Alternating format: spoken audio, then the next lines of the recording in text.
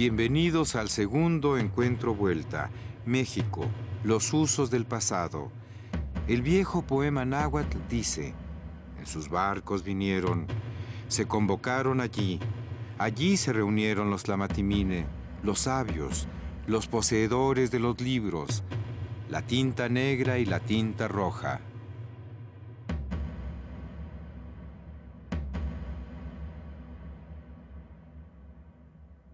En esta cuarta mesa, la Iglesia y el Estado, el moderador será Jean Meyer y los participantes, Solange Alberot, historiadora francesa radicada por más de 30 años en México. Se ha especializado en la historia de las ideas y de las mentalidades, analizando sobre todo el período colonial mexicano. Fruto de sus investigaciones y reflexiones es su obra más conocida, Inquisición y Sociedad en México. Gastón García Cantú, historiador y periodista, ha ocupado diversos cargos públicos, todos ellos en el campo de la cultura y de la difusión de la historia. Ha desarrollado un estilo basado en un lenguaje intermedio entre la reflexión histórica y el análisis de la circunstancia, método que sustenta lo fundamental de su obra, entre la que se cuenta Utopías mexicanas, las invasiones norteamericanas en México y la importante recopilación El pensamiento de la reacción mexicana.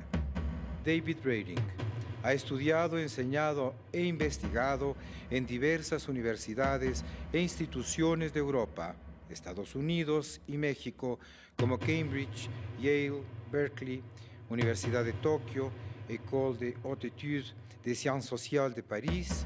Sus obras más importantes son Los orígenes del nacionalismo mexicano, Caudillos y campesinos en la Revolución Mexicana, Mito y profecía en la historia de México. Su obra más reciente, Church and State in Michoacán, está por aparecer en México. Javier Lozano Barragán, obispo de Zacatecas, participó en la Comisión Episcopal para la celebración del 5º centenario de la evangelización.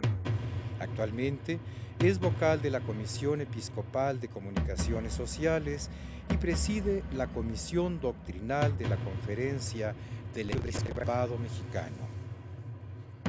Antonio Gómez Robledo, filósofo, ensayista y diplomático mexicano, ha abordado una gran cantidad de campos del saber humano, destacando sus traducciones a todos los clásicos latinos, así como estudios sobre la filosofía y el derecho del siglo XVI.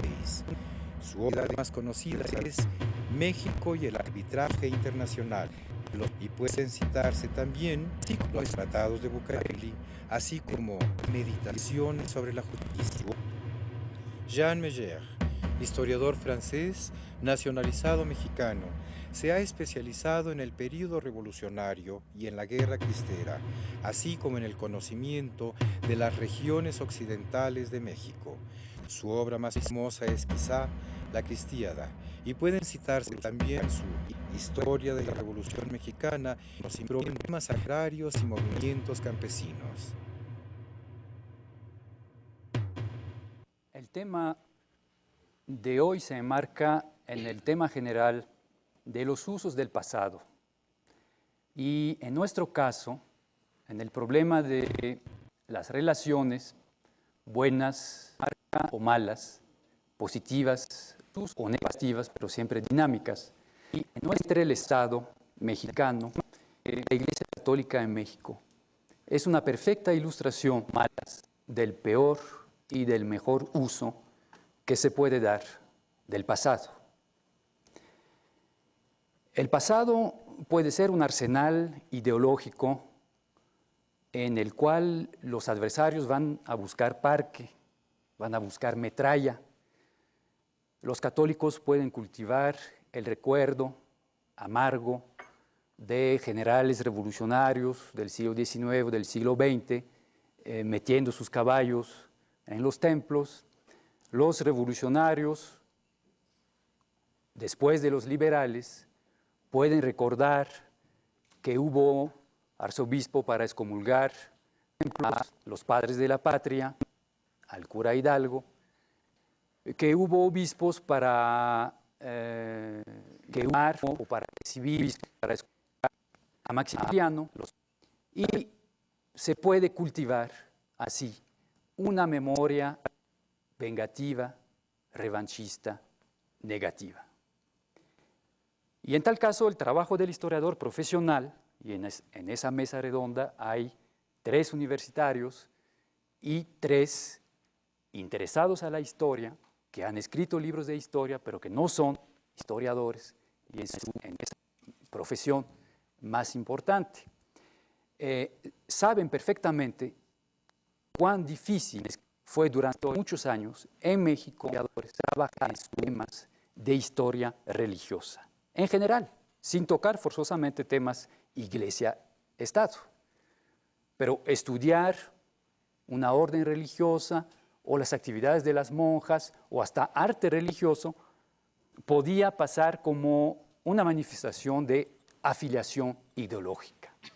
Uno tenía que ser de derecha, conservador, mocho, si se interesaba al arte religioso. Y ni hablemos de filosofía o de historia de la Iglesia. Y de la otra manera, también se satanizaba al pensamiento liberal o a los historiadores liberales, rápidamente eliminado bajo la acusación de anticlericalismo. La mejor prueba de que la historia es hija de su tiempo y se hace en función del momento social que estamos viviendo, es lo que acabamos de vivir en esos 3 últimos años, con reformas constitucionales que vinieron a dar el carpetazo, a archivar un asunto pendiente desde siglos, y no reformas de la historia de México, sino, me atrevería a decir, desde 15 o 18 siglos de historia del cristianismo, prácticamente desde la conversión del emperador Constantino al catolicismo. Y lo mismo vamos a dar primero la palabra a don Antonio Gómez Robledo, pero quisiera recordar al público que oyó su presentación formal de su carrera, quisiera recordar al público que don Antonio ha conocido en su adolescencia las duras pruebas que vivieron los católicos mexicanos atrapados en la tragedia provocada por el pleito entre el padre Estado y la madre Iglesia. Filósofo, diplomático de carrera durante 40 años, ha servido lealmente, aunque aparentemente es una contradicción, ha servido lealmente como ciudadano y como cristiano, ambas majestades, como decían en el siglo XVIII, es decir, intentó aplicar al pie de la letra el precepto evangélico al César, lo que es de César, y a Dios, lo que es de Dios. Y además ha vivido en carne propia, como cristiano viejo, la revolución adentro de la Iglesia Católica y representado por el concilio. Por lo mismo, creo que su ponencia, además de ser una ponencia, va a ser un testimonio personal. Tiene la palabra, representa. En verdad que no puede decirse mejor. Y en esta doctrina fuimos imbuidos desde nuestros primeros años, cuando aprendimos que Iglesia y Estado son una y otra sociedades perfectas. Como no se cansó de reiterarlo la antigua escolástica. Cada una, en efecto, tiene en sí misma todos los medios y recursos, con entera independencia de la otra, para alcanzar el fin a que está destinada. La una para proveer a nuestra felicidad temporal y la otra para llevar a la vida eterna, por los medios sobrenaturales, ante todo, sacramentos principalmente, pero también según podemos leer en la Eterni Patris, por los medios naturales, como son, según se dice allí, la ciencia y la filosofía. Para esto tan solo, para llevarnos a la vida eterna y para nada más está la Iglesia. Para todo lo demás estamos los laicos, de lo cual se olvida ella hoy harto a menudo, porque de todo habla, del TLC en adelante, antes menos del gran negocio de la salvación, como dijeron nuestros mayores. Pues si del cielo de los principios descendemos ahora al atormentado devenir histórico, podemos comprobar sin dificultad cómo una y otra sociedad han acostumbrado a salirse de sus quicios para invadir el campo de la otra, llevadas ambas de la pleonexía o de la ibris, como dijeron los griegos, y que en lenguaje psicanalítico corresponderían a la libido possidendi y a la libido dominandi. Y si aún queremos apurar la última raíz de este desorden radical e ineradicable, habría que verla tal vez en la proclividad al mal, íncita en la especie humana, tal y como lo declara al lobo de Gubbio el mínimo y dulce Francisco de Asís. En el hombre existe mala levadura, cuando nace viene con pecado, es triste. Bajo el signo del cesaropapismo nacimos nosotros, al incorporarnos irrevocablemente a la cultura occidental, por obra de la conquista. Y por cesaropapismo entiendo, en lo que concierne a nosotros, la institución del Real Patronato, del Regio Patronato Indiano para mayor precisión, cuya vigencia entre nosotros, lo ha mostrado nuestro ilustre moderador, que lleva derechamente al antiguo artículo 130 constitucional, por todo lo cual he elegido este tópico como el nervio de mi intervención en este acto.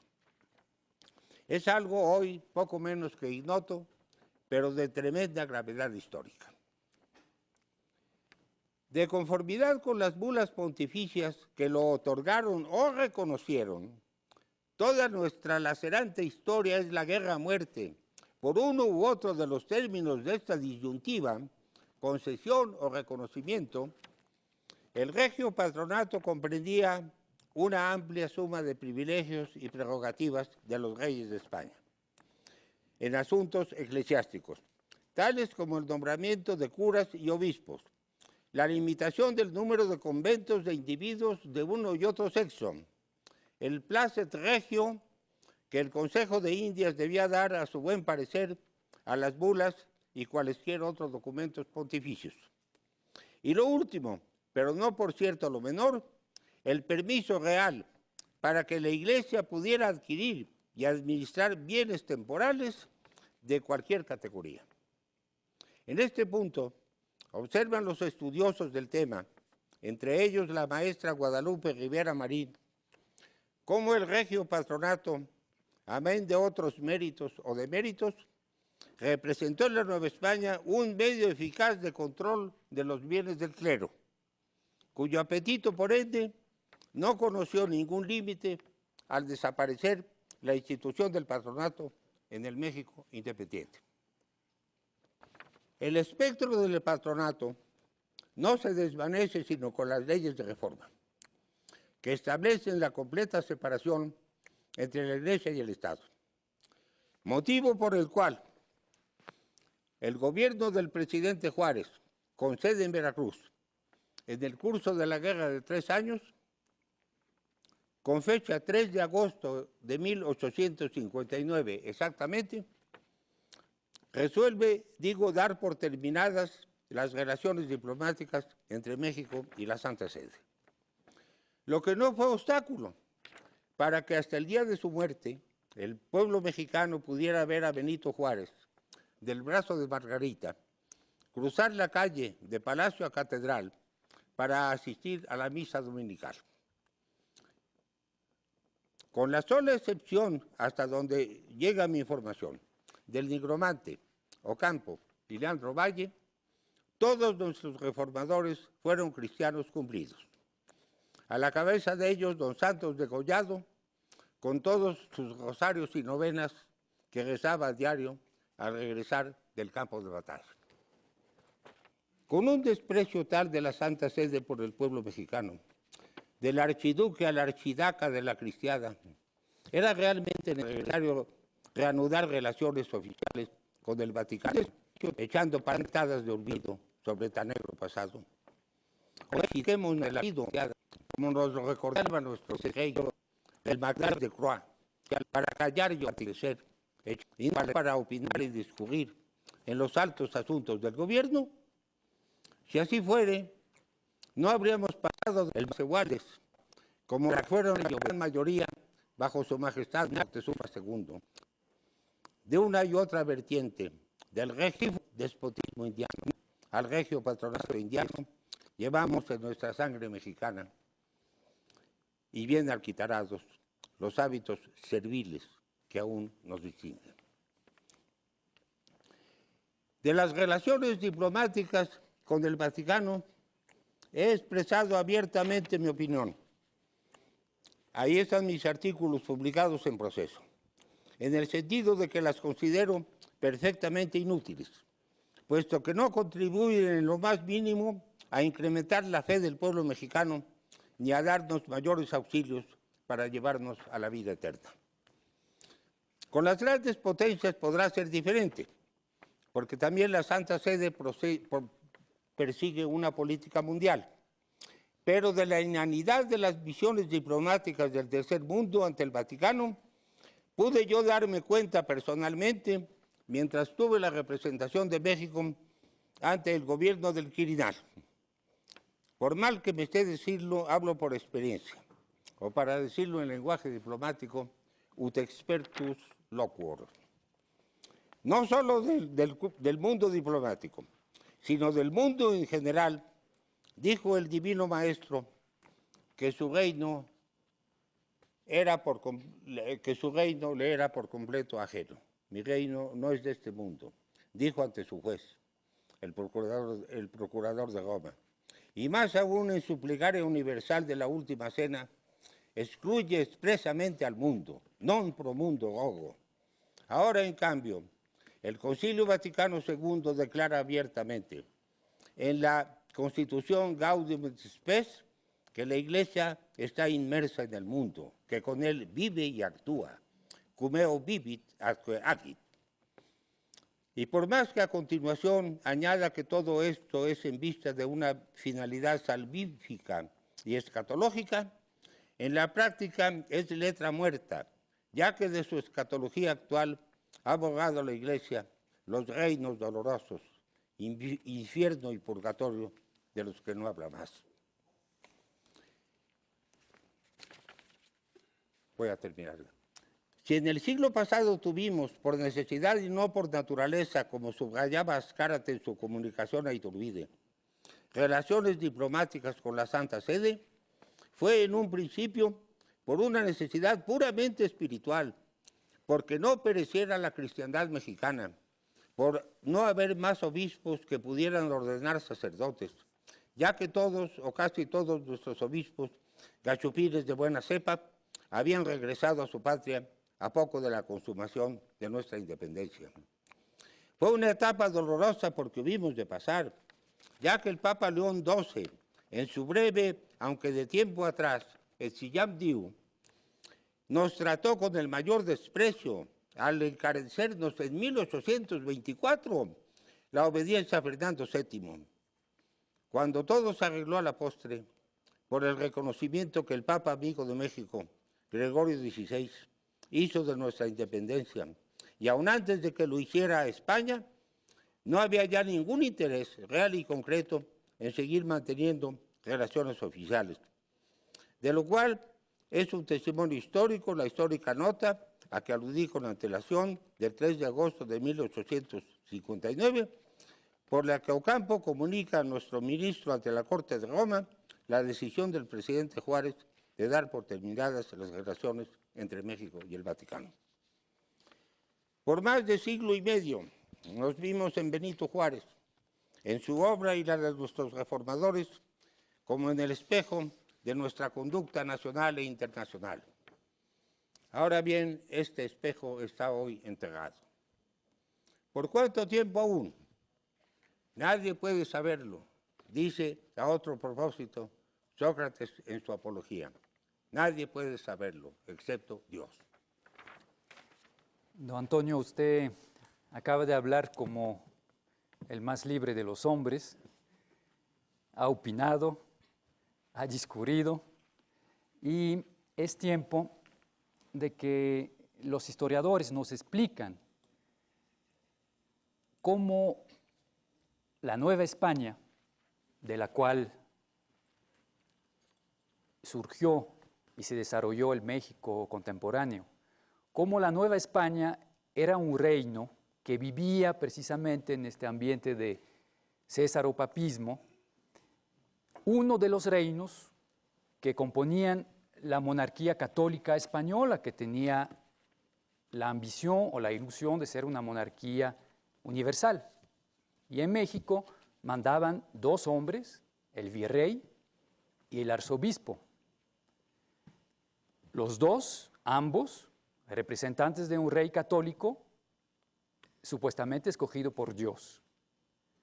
Solange Alberro, tú que tienes 30 años en México, más de 30 años en México, y más de 30 años de resucitar, de encontrar en los archivos ese México viejo, de esos siglos tan creadores, tan originales de la colonia, tú que estudiaste no solamente la Inquisición, sino la mujer, el amor, los gachupines, los criollos, ¿podrías intentar revivir ese mundo tan diferente del nuestro, ese mundo donde en realidad era muy difícil tener una idea de la separación entre Iglesia y Estado? Voy a intentar. Efectivamente, la presencia de la Iglesia y del mundo hispánico en las Indias se rige, según lo acaba de decir don Antonio, por el regio patronato. Esto, aparte de lo que implica a nivel institucional, significa también que lo que actualmente consideramos como el trabajo de la Secretaría de Salubridad, por ejemplo, la Educación Pública, Bellas Artes y Conacult, todo eso habría cabido dentro del fuero de la Iglesia. O sea, todo lo que es asistencia, educación y parte de eventos culturales y promoción cultural. Esta mezcla, esta manera tan intrincada de estar mezclado lo religioso con lo que actualmente llamaríamos lo social o lo político, se refleja incluso en la jurisdicción. Hay delitos que son de fuero mixto, como la bigamia, la blasfemia, que son perseguidos igualmente por la justicia civil y por la justicia eclesiástica. Pero sobre todo creo que el impacto de la religión es mucho más profundo. Lo encontramos obviamente en la vida privada, lo cual no es para extrañarnos, pero también en la vida profesional. La vida de los gremios, de las profesiones, se rige según pautas religiosas a través de las cofradías, de las hermandades, de las fiestas de los santos patronos. Que son un poco como los sindicatos. Absolutamente, son los antecedentes de los sindicatos. Todo esto empieza a cuajar, a forjarse dentro del cauce religioso. Pero también lo que actualmente para nosotros es totalmente político, acontecimientos de tipo político. Para empezar, no existe esta noción. Este es un término que no pertenece al vocabulario del 16, 17 ni 18 finalmente. Entonces, ¿cuáles son estos acontecimientos políticos? Bueno, son los que están ligados a la dinastía reinante, por ejemplo, firmas, victorias, llegada de la flota y todo lo que ritma la vida dinástica como bodas, muerte, parto de la reina, etc. Y todo esto se traduce inmediatamente por fiestas cuya estructura refleja esta mezcla íntima de lo cívico y lo religioso siempre tienen la misma estructura. Primero una misa o una procesión y después la parte que nosotros anacrónicamente llamaríamos cívica, o sea, toros, cañas, fuegos artificiales, el volador, máscaras, etc. Tenemos que llegar al 18 para ver aparecer, pero a nivel de los gobernantes solamente, una separación de las dos esferas. Concretamente se hace por ejemplo a nivel de Revillagigedo. Revillagigedo es el primer virrey que deja de asistir sistemáticamente a todos los eventos religiosos. En primer lugar, las dos está trabajando, está ocupado. Pero por otra parte, eso refleja una nueva óptica ilustrada que consiste efectivamente en establecer una separación entre la esfera de lo político, de lo religioso. Revillagigedo, otro síntoma, manda descolgar todos los cuadros religiosos que están en palacio y los regala como limosnas a los conventos de la ciudad. Esto es muy significativo, sin embargo, se queda a nivel de los gobernantes, en la religiosa popular, en las costumbres generales. Se puede decir que hasta la República restaurada, las fiestas que se van a imponer, que van a permanecer, son las fiestas de carácter religioso. El 16 de septiembre no se celebra realmente, es una fiesta que ha impuesta por el gobierno, pero que no tiene impacto real. Y como yo sé que estamos muy escasos de tiempo, quisiera terminar diciendo que a pesar de que nos digamos actualmente muy conscientes de esta separación de lo religioso y lo cívico, lo civil, para todos nosotros lo religioso es algo que pertenece al fuero personal, privado, íntimo. Todavía la política de muchos países, incluso la de México, obviamente, permanecen huellas importantes de esta mezcla, de esta imbricación de lo cívico, de lo político y de lo religioso que se remonta a la antigüedad. Unos cuantos ejemplos solamente. En 45 el emperador Sionito tuvo que declarar por radio que definitivamente no era hijo del sol. Los presidentes de Estados Unidos siguen prestando juramento sobre la Biblia. Y, caso más sorprendente, en 41, cuando los nazis invaden Rusia, Stalin hace un llamado a la Santa Rusia para que se levante. Y en el caso de México, como extranjera, hay algo que me llama mucho la atención. Y yo siempre les pido a mis alumnos que traten de estudiar estos aspectos que me parecen muy interesantes. Ustedes siguen empleando un vocabulario, un ritual político absolutamente religioso. Los padres de la patria, el altar de la patria, se ofrenda la sangre en sacrificio. Los discursos políticos han sustituido los sermones, los desfiles militares o de trabajadores de 1 de mayo han sustituido también las procesiones. Los himnos cristianos tienen su contraparte en los himnos cívicos. Yo percibo en México una transformación muy neta, muy clara de actitudes profundas, de un ritual, de un lenguaje religioso al ámbito cívico. Tal vez me equivoco.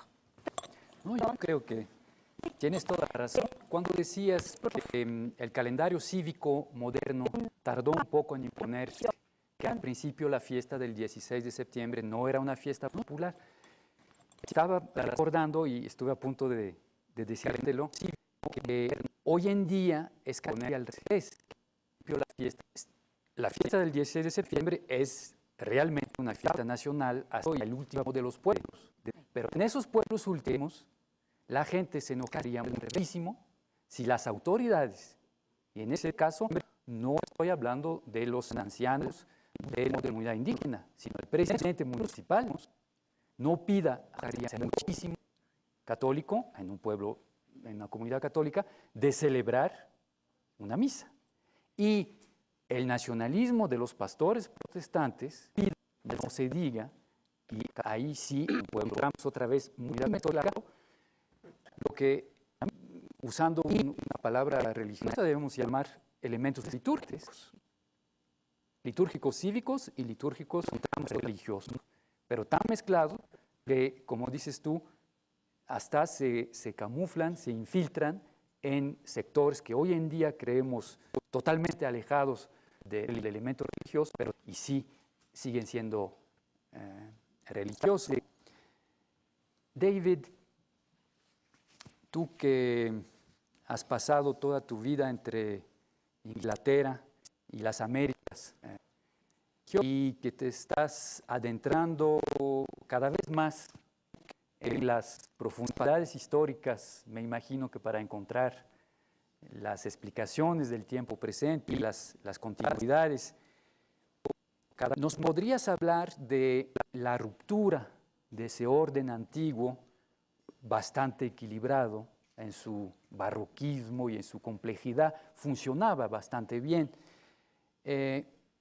Cuando el católico mexicano, no había más que católicos, superficiales y difundos, eso no sabremos nunca, pero no había más que católicos oficialmente a fines del siglo XVIII, cuando esos católicos habían podido tranquilamente servir ambas majestades, el rey y la iglesia.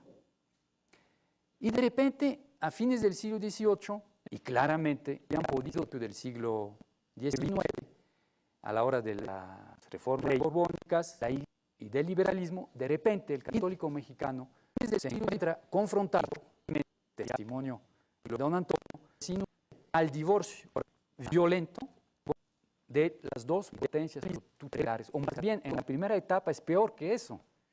Se pelean porque cada uno quiere imponer su autoridad al otro y no quieren divorcio violento, hasta que la reforma, por lo menos en 59, ya deciden que no hay más salida que el divorcio y que vale más un buen divorcio que un matrimonio fracasado. ¿Cómo ves tú en ese parteagua entre los dos siglos que va de las reformas de los Borbones con R chica hasta la reforma con R mayúscula de los liberales? Sí, hay que enfatizar que durante el tiempo hasta el mediados del siglo XVIII hay un solo cuerpo político cristiano, un pueblo católico que está gobernado por dos jerarquías, una jerarquía civil, o sea, de los alcaldes mayores, los oidores, el virrey, y otra jerarquía eclesiástica de los curas, de los parroquios, los obispos, y las dos jerarquías son nombrados por el rey católico, que es la cabeza tanto de los oidores de la jerarquía cívica como la jerarquía eclesiástica. Hay una monarquía católica, incluso hay un libro publicado en España sobre los convenientes de las dos monarquías católicas, la de Roma y la del Imperio Español. Y estas dos jerarquías tienen su propia jurisdicción, tienen sus propias leyes y sus propios la de Roma, la del solo cuerpo con dos jerarquías. Pero ya siendo la época borbónica, que ya con la tradición española, hay una gran sensación en todo el mundo de hablar español, solo cuerpo tras dos, que España ha quedado por detrás de Europa del Norte. Que entonces todo el esfuerzo es de los gobernantes españoles en aquel tiempo, especialmente el reinado de Carlos III, es de promover el progreso económico. Y también el progreso social por medio de la educación. Y para ellos, estos desarrollados, ya la Iglesia no es el apoyo del rey, es un obstáculo al progreso. Progreso económico, progreso moral en el sentido de la educación. Es por eso que ellos van a expulsar los jesuitas, van a secularizar las parroquias de los franciscanos, van a tratar de abolir los privilegios del clero y también que ellos apropiar de los capitales del clero, porque para ellos la iglesia es un obstáculo y abolirlos no es la sensación de un solo cuerpo, porque ellos tienen el concepto del Estado. El rey es un rey patriótico, que la república ellos y la iglesia es una cooperación dentro del Estado. El clero ya son ciudadanos, son súbditos. La reacción de este programa es la insurgencia. La insurgencia es dirigido con gran parte del clero mexicano, y de lo cual el padre Hidalgo, un clérigo ilustrado, da a las masas insurgentes como su instandante, la guadalupana. Pero de otra parte se nota en el programa de José María Morelos, que él todavía enfatiza que hay dos órdenes. Todavía preserva el modelo de los otros burgos. O sea, que México van a ser gobernado por los militares con propios impuestos y otro por el clero, por preservar su jurisdicción y sus impuestos. Y en la Constitución de Apatzingán hay una cláusula que dice que para herejía alguien pierde su ciudadanía.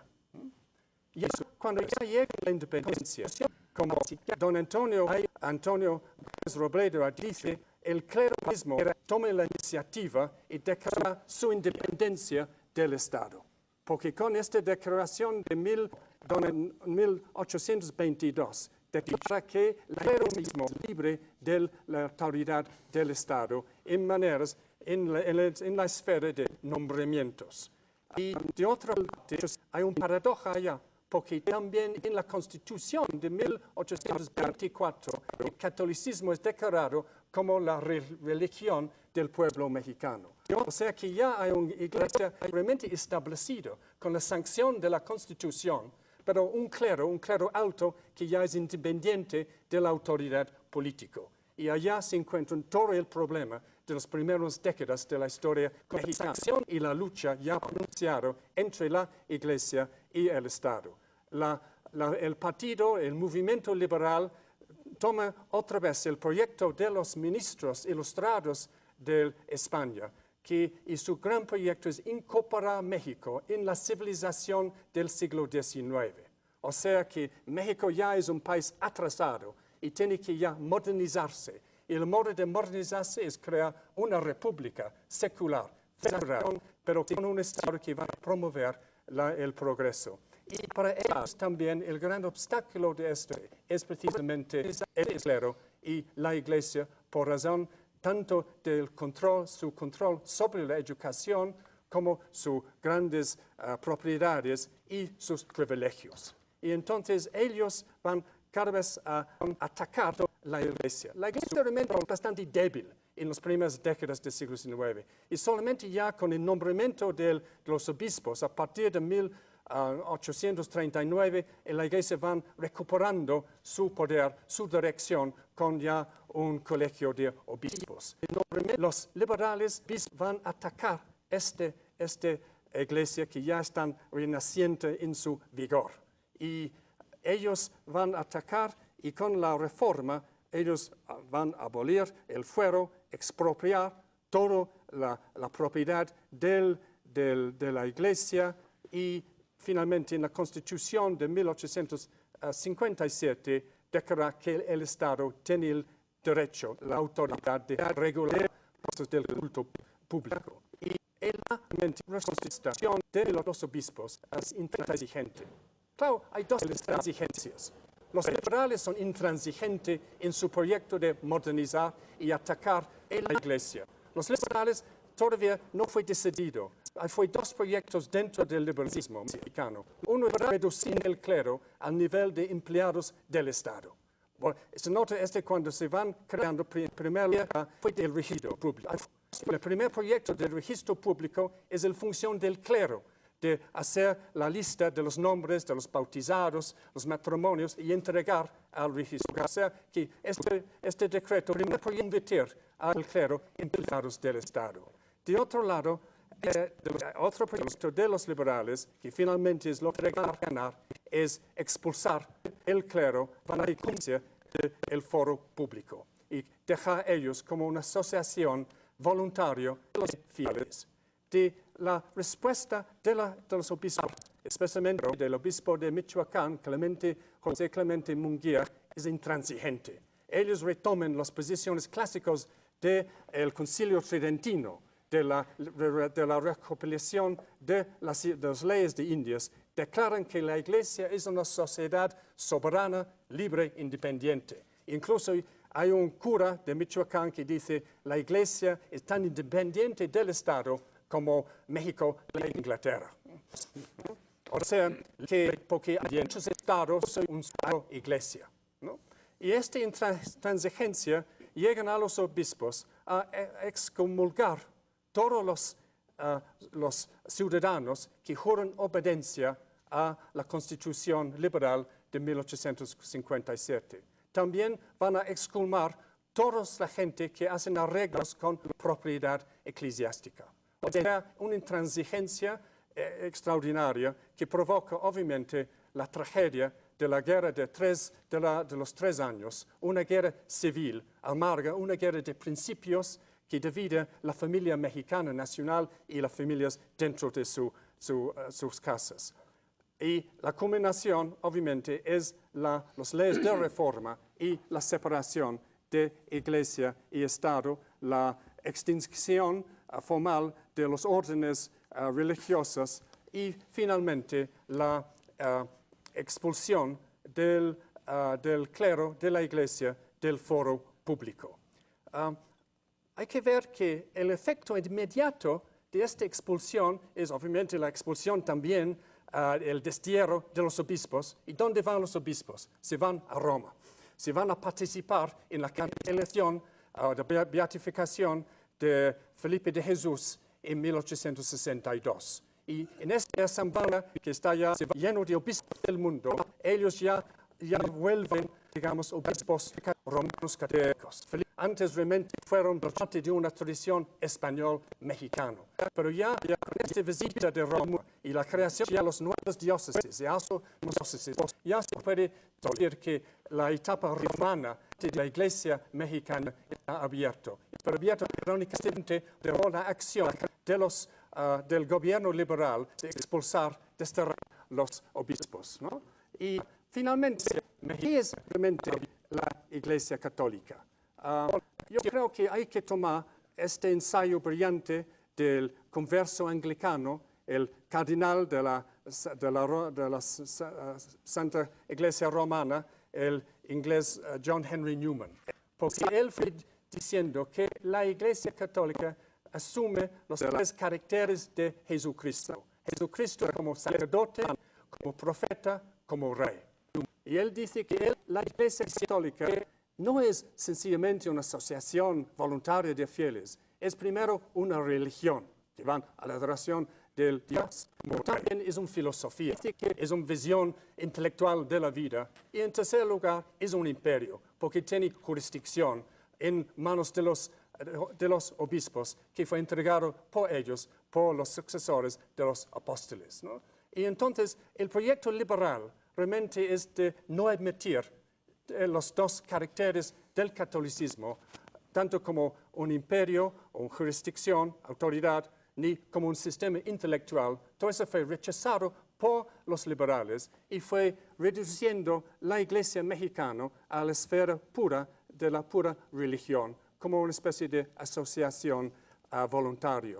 Pero obviamente la Iglesia mexicana no fue aceptando esta definición liberal de su carácter. Ellos sí fue asumiendo otra vez la estructura de la Iglesia como imperio, o sea que el Papa mismo fue ya interviniendo para nombrar los obispos, para ya llamar el clero a Roma, para entrar al colegio americano para su formación, fue creando nuevas diócesis. O sea que ya el clero ya entra, la Iglesia entra en una estructura de poder que ya está gobernado desde Roma. Y de otra parte, en la educación, la Iglesia fue formando sus colegios, finalmente sus universidades, formando ya una tradición intelectual. O sea que esta ruptura entre Estado e Iglesia crean 2 mundos, 2 tradiciones, la tradición liberal y católica, 2 versiones de México, incluso 2 versiones de la historia de México. Pero finalmente hay que ver que este no es sencillamente un problema, un fenómeno mexicano. Es un fenómeno de todo el mundo católico.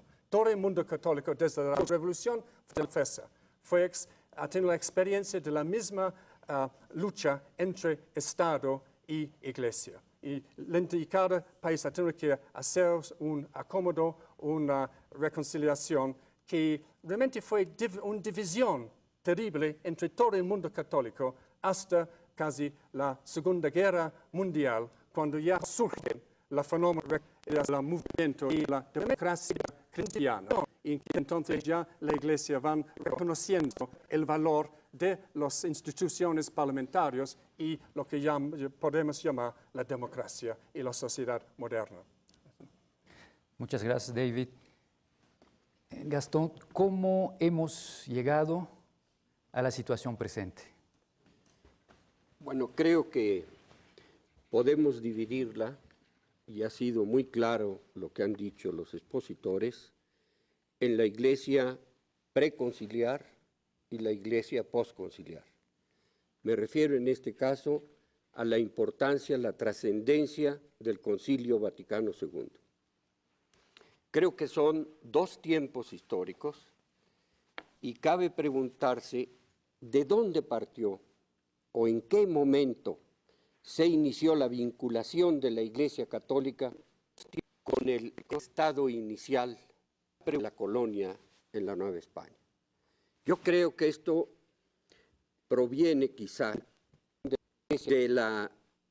del dilema planteado por las nuevas leyes.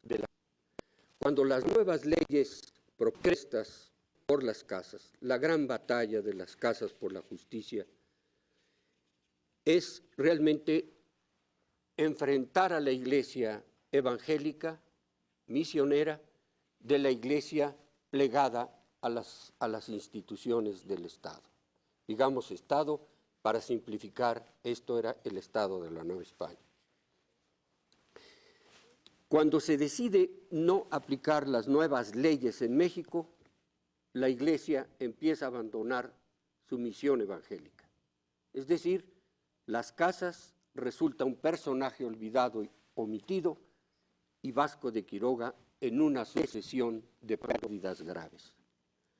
Sí, creo yo que entonces la Iglesia se inicia en una Iglesia colonial, en una iglesia plegada a los intereses coloniales. No son únicamente los del patronato, fundamentalmente es la propiedad de la tierra.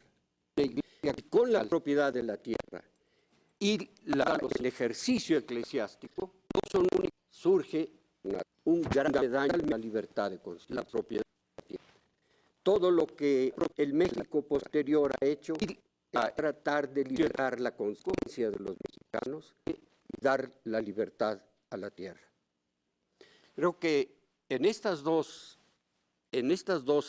formas podríamos ver con las explicaciones que se han dado que la iglesia preconciliar es la iglesia de la colonia y que difícilmente todavía no se desprende totalmente de todos sus estigmas del pasado. ¿Por qué es esto? Vamos a recordar la iglesia que se opone a la insurgencia, que se opone a todas las innovaciones pequeñas, débiles de la pre-reforma de Gómez Farías. Vamos a recordar la iglesia que va plegándose a todos los golpes de Estado, que inclusive tiene uno de sus episodios más negros, la última dictadura de Santana de 1853, cuando es la dictadura de él con el Partido Conservador, donde la Iglesia tiene un papel preponderante. Es decir, todo esto prepara lo que va a ser la gran ruptura del México que establece la libertad de conciencia y la tolerancia, como son los reformadores, los liberales. Primero, los que lucharon contra de Santana y su dictadura hasta la ley de la línea de ayuda de 1954. Después, en el Congreso Constituyente. No se ha reparado, por ejemplo, que el drama de los liberales católicos y cristianos en mayo en el Congreso, cuando Ponciano Arriaga define la democracia como un principio cristiano. La Iglesia hizo caso omiso absolutamente de estas declaraciones. Hizo caso omiso de la tolerancia y de los principios de la libertad de conciencia. Se lanzaron no a partir de la tolerancia de culto, absolutamente, se lanzaron cuando se discute la propiedad de la tierra. El artículo 15 de la Constitución, la libertad, es el artículo más importante y decisivo en la ruptura de la reforma. De ahí que el voto de Arriaga hubiera sido un voto marginal a las discusiones del Congreso.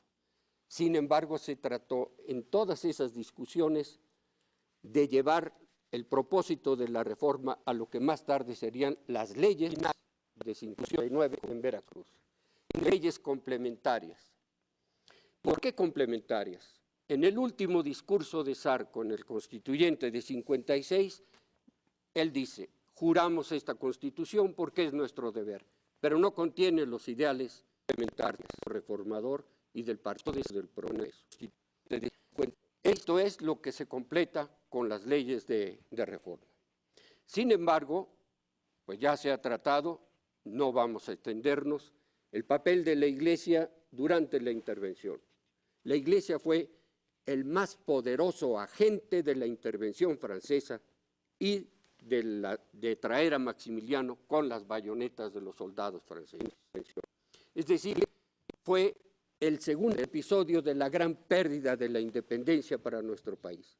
Por eso los liberales la calificaron de la Segunda Guerra de Independencia.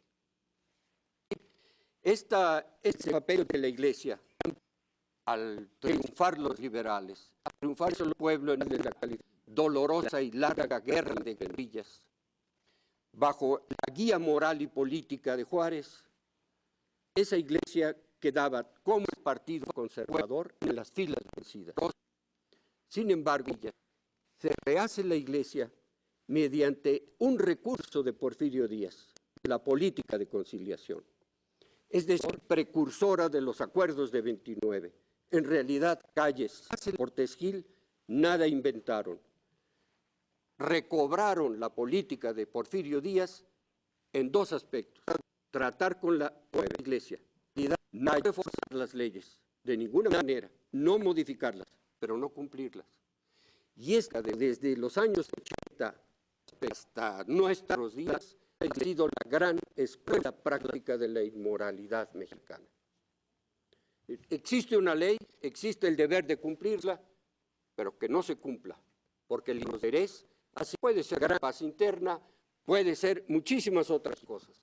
El hecho es de que hemos tenido una constitución enmascarada y poderes de hecho asociados, tanto la Iglesia como el Estado, de servir de la política de conciliación. ¿Cómo se interrumpe esto? Esa política empieza a romperse en el año 1906, cuando se inician los movimientos políticos que van a dar lugar a la Revolución Mexicana. En 14, el clero, el episcopado, se exilia voluntariamente, no a Roma como en los años 60, sino a los Estados Unidos. ¿Por qué este cambio? Porque todo el poder económico de Porfirio Díaz, y esto parece un panorama contemporáneo, fue la asociación comercial con los Estados Unidos. La paz interna, la ofensiva contra las comunidades indígenas, contra las pequeñas propiedades, todo esto fue resultado de la construcción de los ferrocarriles y el trato comercial para extraer los recursos naturales de nuestro país. En realidad, nosotros dimos primero, nos fue arrebatado la mitad del territorio y después, en el porfiriato, la mayor parte de los recursos mineros, petroleros al final y agrícolas en todo nos fue posado la mitad del territorio. Fue la gran extensión de las haciendas, la pérdida de la libertad y el nuevo peonaje que alcanzó hasta la Revolución Mexicana. ¿Qué hace en todo? La Iglesia exiliada en 1914 aguarda hasta 1917. El 5 de febrero se promulga la Constitución y 19 días después, nadie ha sido tan rápido y tan eficiente, publican la protesta en contra de la Constitución. Documento al cual le siguen el Acta de Chicago y después un documento adjunto. Es decir, y el clero norteamericano no era tan poderoso, el cual ahora, pero sí muy influyente, apoya totalmente y después esta protesta. Con un hecho adicional muy significativo. La rogativa que se acuerda en todo el mundo católico, europeo y latinoamericano, por las desdichas de México, agobiado muy el 12 de diciembre de 1917. En ningún país ha sido tan desprestigiado como México, es de los templos. Y por la campaña de los exempresarios petroleros se alcanzó esa medida. Estos documentos asombran realmente, porque su lectura ha sido sustraída de la historia misma de la Iglesia. Y yo creo que este hecho, en el momento de promulgarse la Constitución, es muy importante. ¿Por qué? Porque por 1926 vuelve a darse la asociación, la preasociación con los Estados Unidos. Entonces, este es el detalle que establece todas las relaciones económicas posibles hasta este vuelo.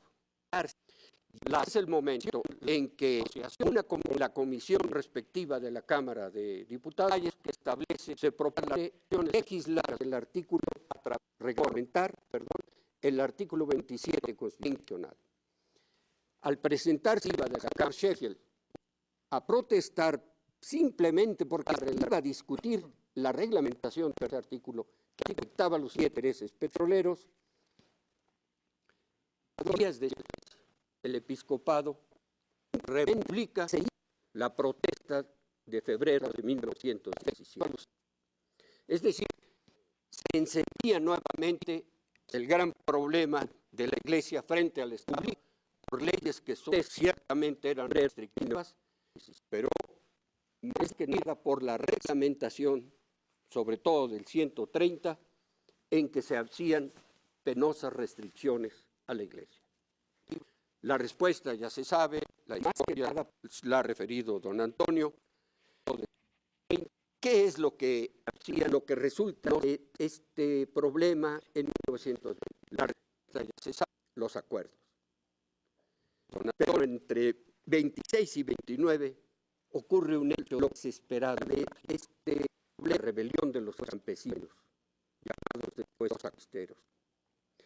Si estos hombres alguna religiosidad había en ellos muy profunda, a pesar de muchas digamos, malversaciones respecto a la enseñanza religiosa, a pesar del olvido en que han habido los campesinos mexicanos, ellos vincularon la protesta, simplemente por el gran símbolo religioso de Cristo Rey, en su derecho a las tierras.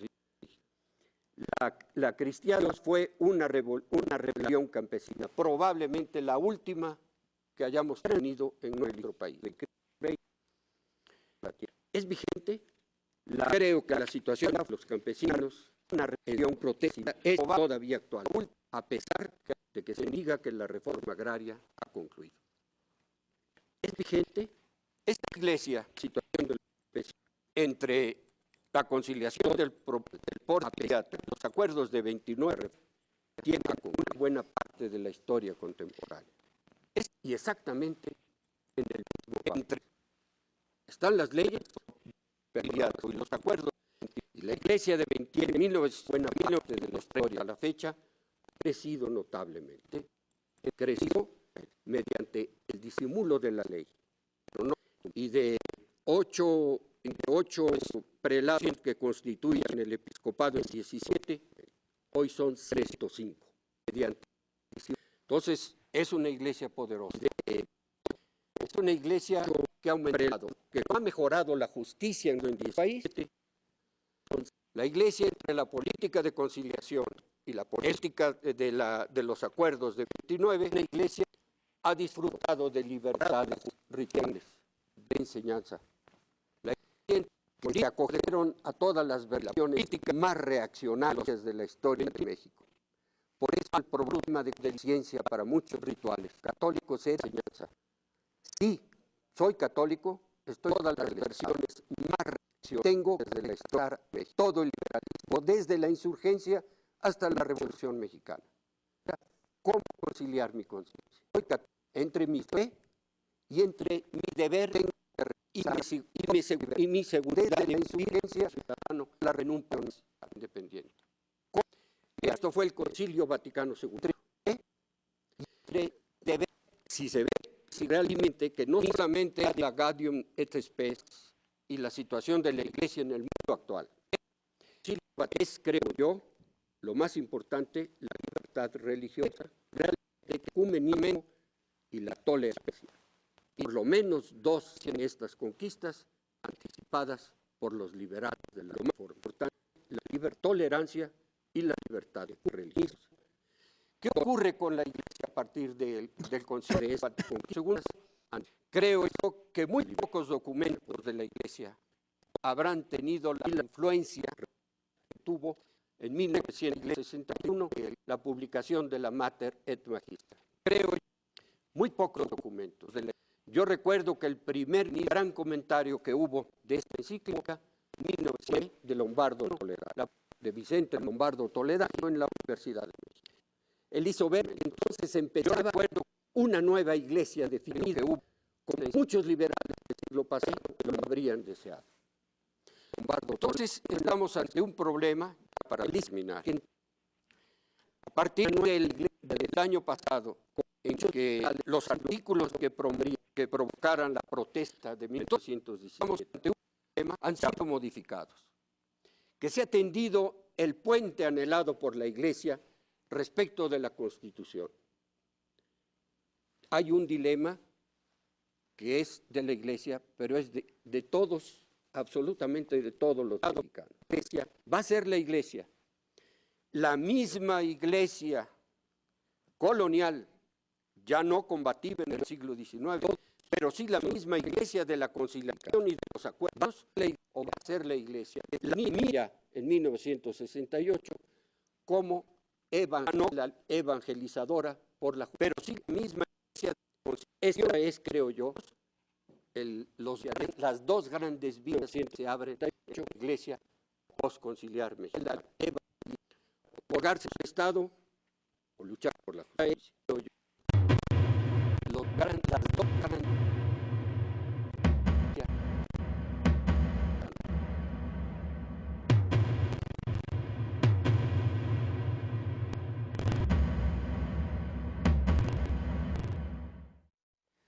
Gastón, gracias por esa síntesis y por esa generosidad. Don Javier, como obispo católico, ¿nos podría exponer su punto de vista? Con todo gusto. He escuchado con mucha atención las diversas intervenciones, diversas formas de concebir la historia de la Iglesia y sus relaciones con el Estado, diversas maneras y ángulos de reflexionar sobre hechos que son válidas, como son válidas también las contrarias. Hay una pluralidad de opciones y creo que ya es tiempo que en el ámbito intelectual mexicano terminemos con el maniqueísmo. Todo lo que sea gobierno es blanco y todo lo que sea iglesia es negro. Yo creo que vamos a terminar con eso. Somos pintos, mitad blanco, mitad negro. Yo creo que tenemos que matizar mucho, don Gastón, ¿verdad? Sí. En todo esto. Y quisiera decir lo siguiente. Un gran estadista recientemente decía esto: la historia es la maestra de la vida. Lástima que tenga tan pocos alumnos. Bueno, yo quisiera ser alumno. Con pocos profesores. ¿Verdad? Yo quisiera ser alumno de la historia y entender que las relaciones de la Iglesia dependen del ambiente sociológico, donde entra la tierra, pero no solo. Entra la sociedad como tal. Entra todo el aspecto económico del capital que entonces era tierra. Entra todo el aspecto cultural, todo el sistema de valores. Quisiera entenderla así. Y quisiera entender también que en el conjunto de la historia tenemos muchos errores, pero a la vez muchos valores y muchos acomodos. Y que si tragamos la historia tal cual para hacerla rediviva, caemos en una trampa. Porque no somos paleontólogos. Queremos nosotros, eso sí, conservar el pasado, pero solo lo conservamos si lo proyectamos hacia el futuro. Y yo quisiera decir una palabra breve, porque el tiempo se nos ha ido, una palabra sobre este futuro. Y este futuro lo encuentro yo muy promisorio. Encuentro la promesa de encontrarnos con la ley como conciencia. Y aquí voy de acuerdo con usted. Cuando la ley es el policía que está a mi lado, entonces dicen la Constitución se ha hecho para violarla. Eso no nos lleva a ningún lado. Cuando la ley es realmente ese cauce para construirme colectivamente e individualmente, es muy distinto.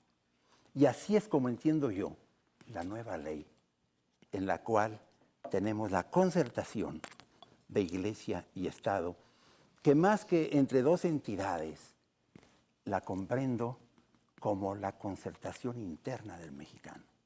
Así es como la entiendo. Y entonces encuentro 4 puntos importantes para el futuro. Yo quisiera una iglesia y un Estado que caminase siempre en laicidad y autonomía. Quisiera una iglesia con libertad religiosa y por tanto libertad para la iglesia. Por tanto, con pluralismo. Quisiera una iglesia en la cual existiera la igualdad siempre. Igualdad y que el Estado siga de acuerdo a esta ley que ya tiene, dando igualdad plena como persona humana a todo aquel que piense como sea. Igualdad al que piense en la forma A o Z o X o Y. Igualdad. Y que haya la posibilidad de tener encuentros como estos para debatir diversas maneras de pensar de una manera civilizada y no a golpes ni a malas palabras. Quisiera también, en ese sentido, entender que una iglesia y un grupo religioso jamás debe tener privilegios, sino que debe precisamente de tener una fuerza. Y la fuerza es la verdad. Y cualquier elemento, y no quiero filosofar solamente, que se añade a la verdad, es disidencia de la verdad. Y es error. Quisiera entonces, por último, una colaboración entre Iglesia y Estado. ¿En qué?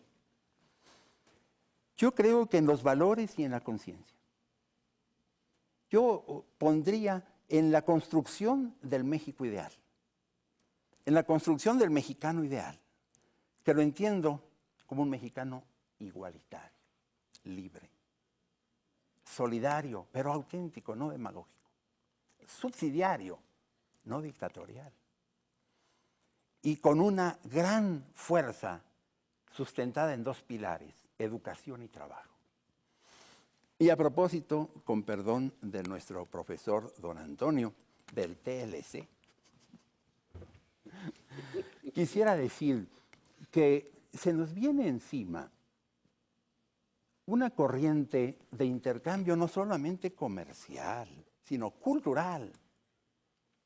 Y tenemos que tener una identidad bien definida nosotros como latinos, como mexicanos, como indígenas, como españoles, como mestizos, para mediante esta identidad no pelear con el yanqui, sino entendernos. Entender la base de la cultura sajona, de Mayflower Pilgrims, que es precisamente el calvinismo, a mi manera de ver. Y entender la base de nuestra cultura, que es el catolicismo, y ver cómo dialogamos catolicismo y calvinismo en lo profundo, en lo hondo. Quisiera también decir, y con eso termino, que en algunos países, especialmente europeos, donde se ha llegado del modernismo al posmodernismo, han dicho palabras muy raras. Dicen que hay que terminar con los metarrelatos. Todo lo que termina en ismo, como por ejemplo liberalismo, racionalismo, cristianismo, marxismo, etcétera. Y dicen que hay que ser realistas. El que aquí manda es el Estado.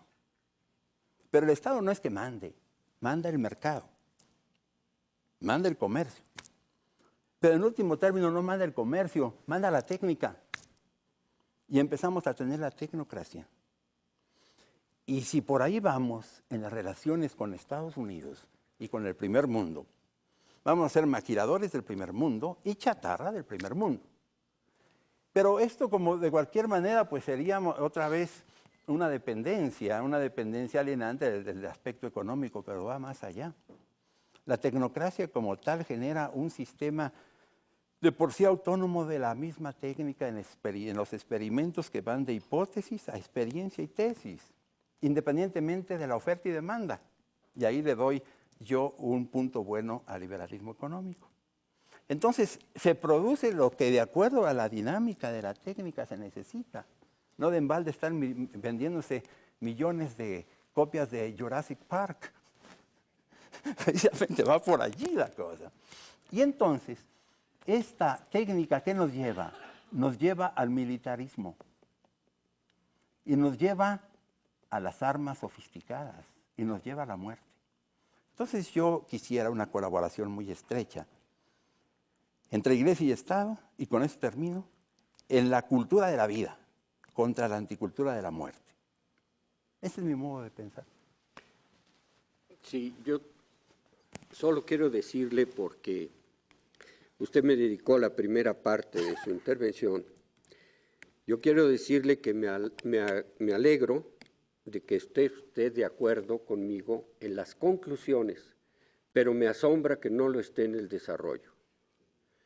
Esto sí, en realidad, es muy distinta mi conclusión a la de un desarrollo maniqueo.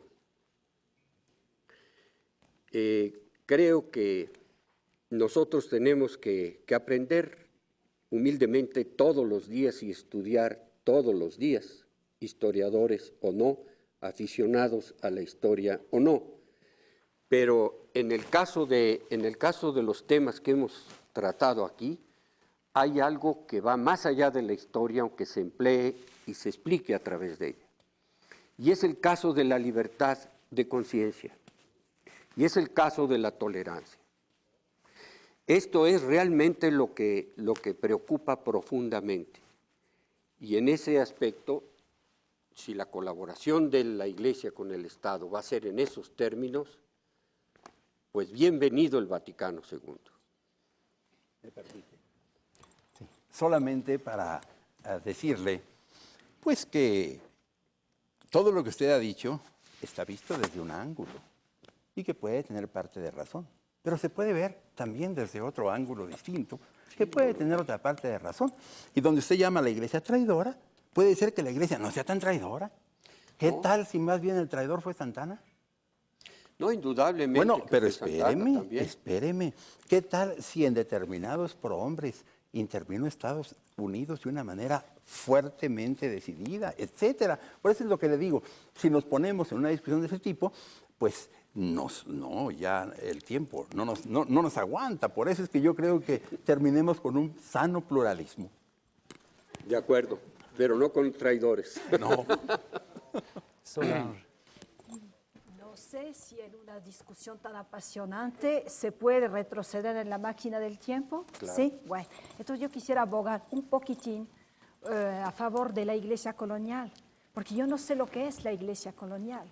Yo conozco la iglesia del siglo XVI, de las primeras décadas, la iglesia evangelizadora, misional.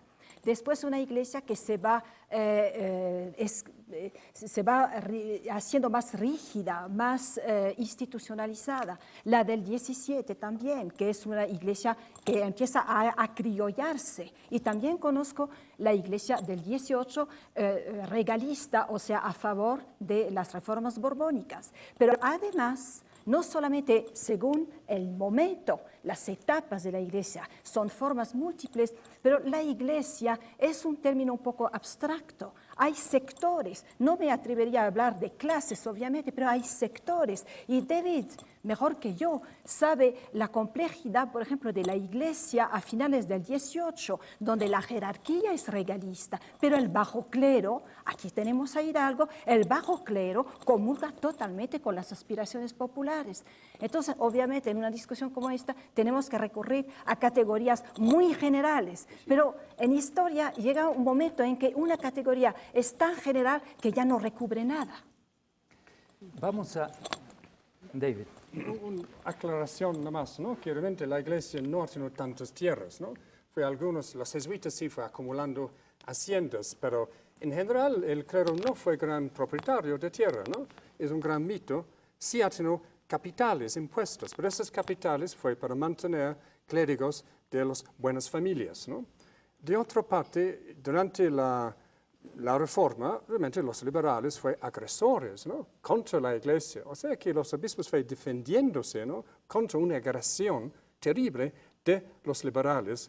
Una agresión, claro, fue obedeciendo como fui diciendo, su proyecto modernizador. La Reforma fue una gran destrucción también, porque fue una destrucción de todo el patrimonio artístico, no todo, pero mucha gran parte del patrimonio artístico, cultural, de la nación mexicana. Y de otra parte, si los liberales tienen un proyecto de propiedad, ¿dónde entró esta propiedad que ha tenido la Iglesia, las instituciones en las ciudades? Muchas veces en la Ciudad de México fue esta propiedad eclesiástica quedaron en las manos de los especuladores, ¿no? Está allá el libro de Jean Bazin, prueba claramente, fue como 100 comerciantes que fue agarrando mucho de la parte de la propiedad eclesiástica en la Ciudad de México.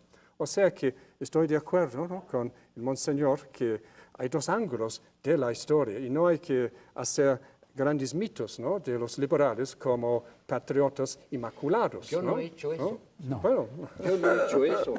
Ustedes me están atribuyendo cosas que yo no he dicho. Yo he empleado la palabra iglesia colonial para definir todo el término que va de la segunda mitad del siglo XVI al momento de la insurgencia. Si eso no es ruptura con el orden colonial, entonces no entiendo nada. No, yo mantengo que usted no puede incluir en una misma categoría de iglesia colonial la iglesia que parte de las leyes nuevas hasta la iglesia. No, hay desde luego que hay muchos matices, hay un proceso histórico, pero esencialmente la propiedad de la tierra no termina hasta la nacionalización y expropiación de los bienes del clero. Esto es un hecho, o entonces estaba el infeliz de Juárez y de Ocampo repartiendo pejugales. Esto no es así. Que no sea la gran propiedad agraria de la época de Porfirio Díaz, estoy de acuerdo, pero de que era en las condiciones de ese México una gran propiedad agraria y urbana, sí lo era. Pero no lo es a finales del 16. No es, pero allí empieza la concentración. ¿Por qué no ¿Cómo no? invitamos al público a entrar al debate con preguntas o con breves comentarios? Las aclaraciones, los comentarios tienen que ser breves y las preguntas dirigidas a uno de los ponentes.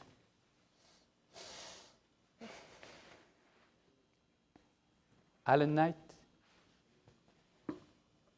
Un comentario muy breve que surge en parte alrededor de algo que Solange Albero mencionó en cuanto a la semejanza entre los ritos religiosos y políticos, que me parece es bastante acertado, y este comentario tiene que ver con eso, y quizás también para acabar con el maniqueísmo también. Yo veo una similitud marcada, no en cuanto a los ritos, si eso es, pero también en cuanto a las actitudes del Estado y la Iglesia en este siglo XX, en cuanto a la cuestión social. En mi investigación en los años 30 me llama la atención cómo los maestros rurales, o más bien no los maestros tanto, pero los burócratas federales, se concibieron como misioneros que iban al pueblo para convertirlos y para extirpar varios vicios sociales. Para ellos, la imagen del pueblo es un pueblo flojo, borracho, que va a las fiestas, contaminado con la superstición y todo eso. Y lo interesante es que echaron culpa para esto a la Iglesia, que según ellos fomentaban estos vicios. Pero lo interesante es, si uno entonces mira al otro lado, hay muchos voceros de la Iglesia que dicen la misma cosa, es decir, que tenemos otra vez una plebea perezosa, borracha, etc. Y en este caso la culpa se cae con el Estado ateo, jacobino, revolucionario, que está disolviendo como el cimiento social más importante que es la religión católica. Es decir, yo veo un paralelismo bastante estrecho entre estas dos instituciones en cuanto a su discurso social. Y aunque son contrincantes, como hemos visto en este caso, muestran actitudes a veces muy semejantes. Y quizás en vez de ver estas dos instituciones como entidades monolíticas uno contra el otro, sería mejor ver más bien dos jerarquías, dos grupos de líderes y por debajo una gente baja, especialmente los campesinos, que en muchos respetos, no todos, pero en muchos respetos son más bien los objetos que los participantes en esta lucha. Sí, Jacques Lafaye.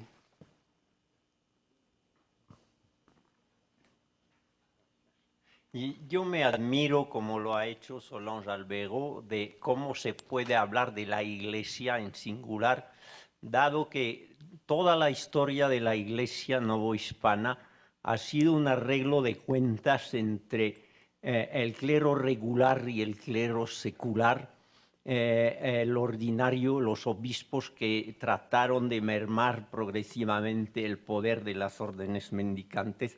Se podrían citar cantidad de episodios dentro del sistema de la alternativa, la guerrilla entre monjes criollos y monjes gachupines.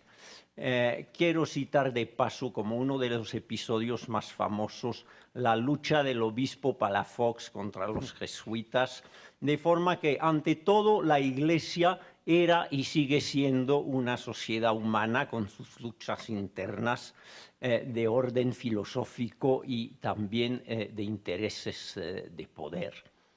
Nada más. Nancy. Primero una pequeña aclaración y luego una pregunta dirigida a David. La aclaración es recordarle a su excelencia que no todos los vecinos del país del norte somos sajones ni protestantes. Así es que no tiene tanto que temer de lo que tal vez temía. La pregunta va dirigida hacia David. Durante la colonia, me parece que la idea de que la religión y la política eran inseparables era bien difundida. Todo el mundo se daba cuenta de que la religión es un conjunto de símbolos y prácticas que se dirigen a describir la realidad y prescribir cómo el hombre debe actuarse ante ella. Y si es así, es totalmente, son dos caras de la misma moneda, inseparable una de la otra. Yo le quiero preguntar, David, ¿cuándo y cómo y hasta qué punto el pueblo o la gente común y corriente haya aceptado esa idea de la separación de la religión y la política? Bueno, es un proceso no muy largo, ¿no? Y obviamente durante la colonia, durante los 3 siglos del dominio español, no fue ninguna idea dentro del pueblo de esta separación. Es obviamente un hecho del siglo XIX y es un hecho realmente de liberales que son realmente una minoría ilustrada, ¿no? O sea que el proyecto modernizador en México es un proyecto de una élite, ¿no? Pero también una élite que está relacionado como una estructura de poder, ¿no? Porque tampoco hay que pensar que el liberalismo mexicano es tan democrático, ¿no? Realmente es una estructura, tiene principios democráticos, pero la práctica es otra cosa, ¿no? Y yo quiero recordar en este aspecto, ¿no?, un carta pastoral que fue emitido por el primer arzobispo de Guadalajara en 1862, cuando él regresó de su exilio, después de pasar un mes o 2 meses en Estados Unidos, y él fue diciendo a sus diocesanos que en esta república secular protestante hay toda una iglesia católica, que está ya compuesto de diócesis, de varios colegios religiosos, monasterios, conventos de monjas y todo. Y entonces él fue preguntando, ¿y por qué los liberales mexicanos, que tienen los mismos principios, no quieren admitir la existencia de estos conventos de monjes, colegios religiosos y todo, ¿no? O sea que se nota que enseguida el episcopado mexicano, después de su exilio de destierro, fue adoptando o fue mirando las ventajas, en cierto modo, de un verdadero república secular liberal y fue comparando a México, que fue llamado liberal, pero fue aplicando en cierto modo una política de represión contra la Iglesia, por razones obviamente de la amargura de la guerra civil, pero fue invocando el ejemplo de Estados Unidos. Pero yo creo que la idea de la separación del Estado e Iglesia es un proceso muy lento del siglo XIX y es un resultado por la difusión lento pero progresiva de la educación secular y de los medios de la información, o sea, del periodismo. Y allá se encuentra este culto republicano, o sea, que fue haciendo referencia de Alan Knight y también Solange Obero, que tampoco es mexicano en origen, es como siempre, no siempre, pero de muchas veces en México es de origen francés. O sea que todo este culto republicano, esta liturgia de las fiestas cívicas, de los héroes, de las ocasiones, de los días de fiesta, realmente es una especie de calendario cívica, esto tomado del ejemplo francés del siglo XIX, aplicado acá para crear una sensación, un sentimiento de patriotismo liberal secular. Don Javier, perdón, don Javier. Quisiera tomar la palabra sobre dos puntos en los que pensé que hay cierta alusión a lo que yo expuse. Por un lado, el problema de los religiosos que tocaba el profesor. Yo pienso que la secuencia del problema de religiosos viene a inscribirse en la línea de las estructuras de la Iglesia. En un principio, los religiosos fueron exentos de la jurisdicción episcopal por razones de conquista, por decirlo así, o de otra manera más católica, de evangelización. No estaban sujetos a un territorio y podían pertenecer al monasterio o al convento de San Francisco de Zacatecas y evangelizar Texas, como lo hicieron. Entonces, el obispo de Guadalajara no tenía que intervenir a donde pertenecía jurídicamente Zacatecas, no tenía por qué autorizar a que fueran los religiosos a Texas a evangelizarla. Posteriormente, los obispos, y aquí los historiadores pueden decir si estoy en lo correcto o no, los obispos, en cierta forma, quisieron ellos controlar más el aspecto de los religiosos por cuestión de su jurisdicción, dado que en esa forma podían ellos tener mayor control de algo que se escapaba del regio patronato. Porque los religiosos escapaban del regio patronato, tan es así que el convento de Guadalupe de Zacatecas no pertenecía, no estaba dentro del ámbito del regio patronato. Y eso era una blasfemia en esa época. Entonces, como instrumentos en cierto sentido del Estado, querían controlar también en cierta forma esa existencia de religiosos libres. Entonces, por ahí también tendríamos que ver otra cosa. Cuando ya se establece la Iglesia, entonces la estructura puede, como por decirlo así, vivir más pacíficamente. Y entonces el religioso entra a desempeñar su papel importantísimo e impostergable de tener ciertos carismas que significan la renovación, la ampliación y la unificación de la Iglesia. Pero los obispos los suyos, pero sin interferir en ambos dominios. Y entonces ahí a veces también vienen los problemas de que los obispos se meten de más con los religiosos de más con los obispos, y vienen incluso legislaciones, como por ejemplo multa de relaciones ahora últimamente, para decirnos a los obispos, ustedes tienen que tratar así los religiosos, y los religiosos tienen que tratar en esta forma a los obispos, para que así podamos verdaderamente no escandalizar al pueblo de Dios, sino realmente cumplir con la misión para la que estamos. Eso es un poco respondiendo, no sé si responda a lo que decía el profesor. A lo que decía la señorita de Estados Unidos, yo no pienso que esa matriz cultural calvinista sea la matriz de los Estados Unidos, pero sí una de las ideas claves diríamos, de donde surgieron los Estados Unidos. Ese pensamiento calvinista, yo lo he visto estudiado por Nathorp y por Paul Nathorp y por Sorokin especialmente, lo he visto estudiado en este sentido, de que por un lado tiene cosas muy buenas, como es la mística del trabajo, la mística de la eficacia, que nos va a llevar después a la cultura del know-how, a saber cómo hacer las cosas. Creo que es algo muy bueno. Por otro lado, en lo que yo no estoy nada de acuerdo, es que en el calvinismo nada más unos cuantos se salvan y los demás están condenados.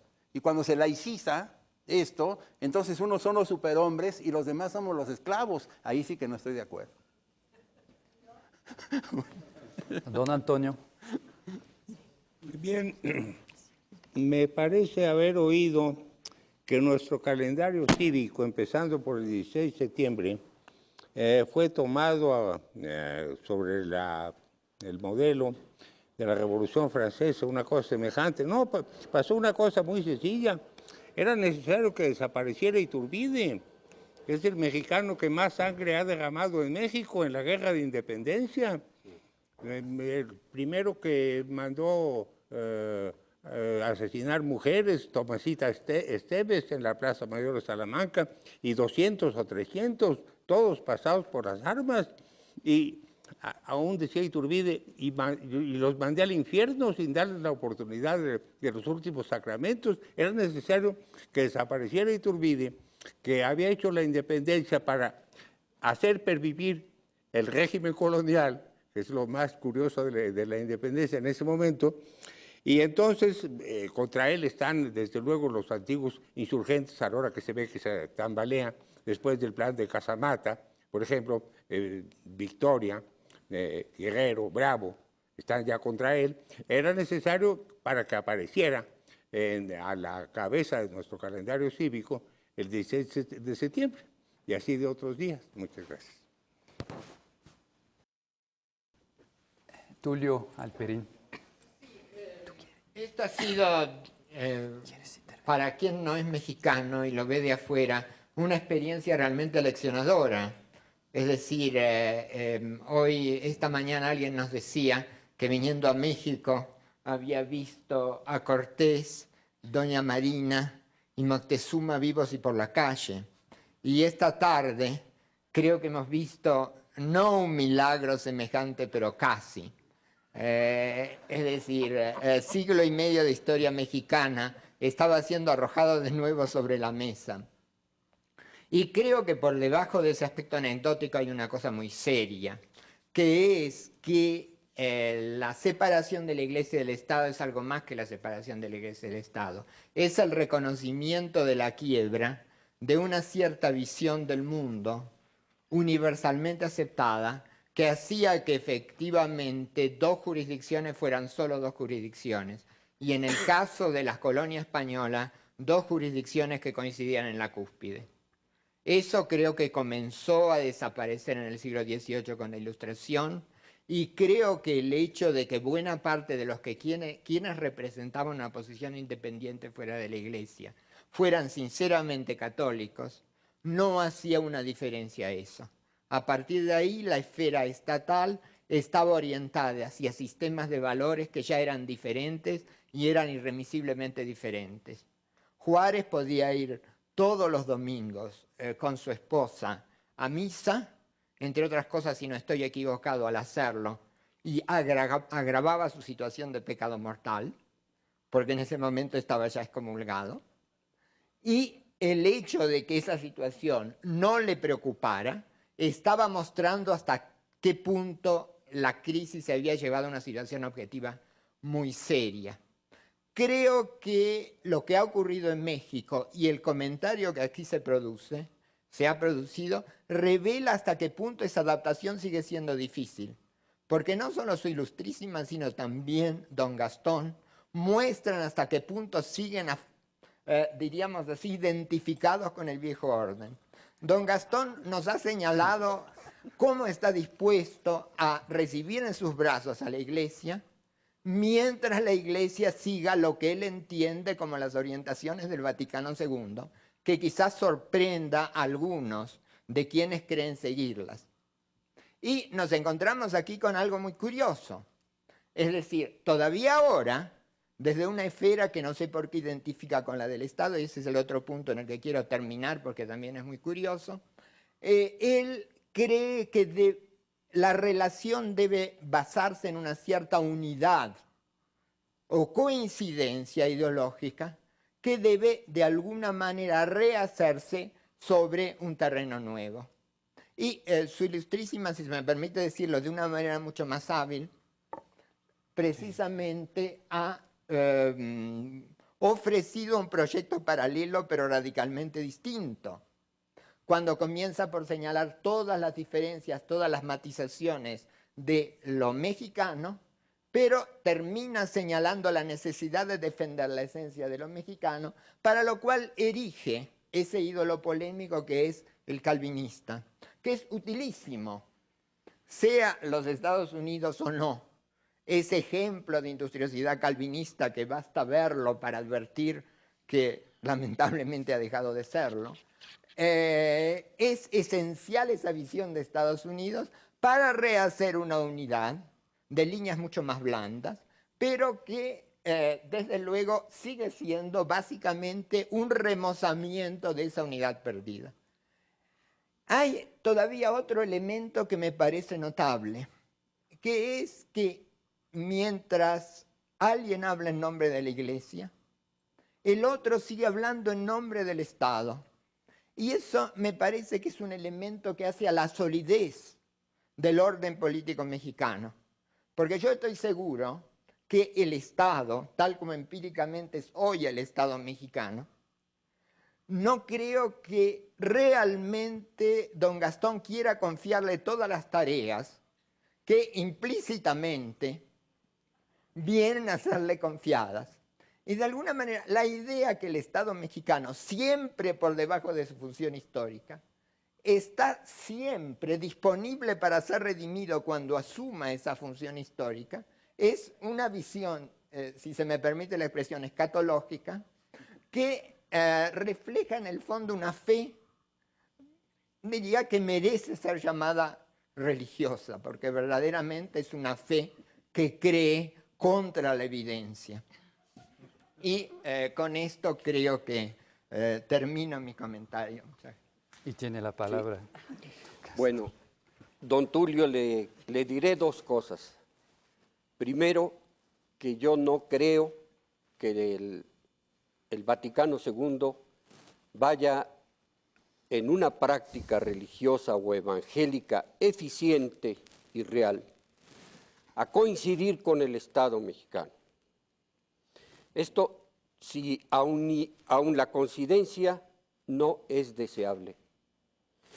Creo yo que la Iglesia, si se decide como lo ha definido, y así lo dije, en el documento del Sínodo de los Obispos de 1968, de que la Iglesia sea fundamentalmente luchadora por la justicia en México, esa Iglesia cambiará totalmente el esquema preconciliar y el esquema histórico, mal que les pese a los que están elaborando una historia con tantos matices que ya no es posible definirla ni como Iglesia ni como Estado. Eso por una parte. Por otra, yo no creo que a estas alturas el Estado mexicano o cualquier Estado en el mundo deba asumir funciones que le corresponden a la sociedad civil.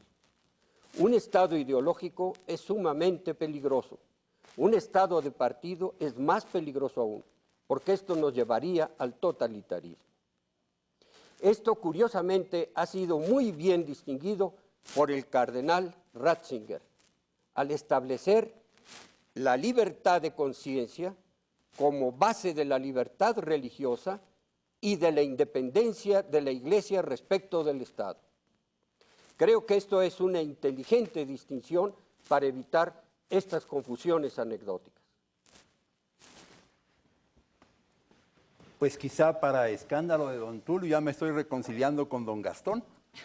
Bueno, si usted se reconcilia conmigo, estamos bien. Pero siempre quiere que el Estado vaya por delante. Bueno, la sociedad civil. La sociedad civil. Lo que yo quiero decir ya en serio es esto, que tenemos ciertamente un proyecto de hombre en la Iglesia Católica, pero ese proyecto es el proyecto de los principios y de las orientaciones y de las directrices que encontramos en la doctrina social de la Iglesia. Y basta leer Centesimus Annus para darse cuenta que este proyecto no me lo saqué de la manga, es de Centesimus Annus. Y eso es lo que marca y lo que dice. Y Santo Domingo en la tercera parte, que es sobre la cultura de la vida, pues ese es su programa también. No es algo nuevo, no es algo que aquí se fabrica y que aquí vayamos a encontrar a la Malinche con Cortés.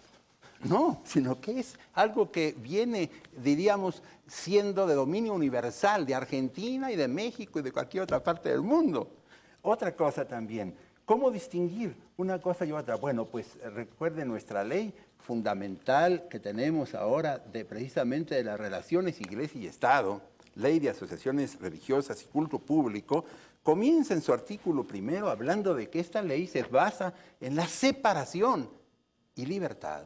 Y creo que, pues, no se necesita ser un gran jurista para saber que las sociedades son como sus fines.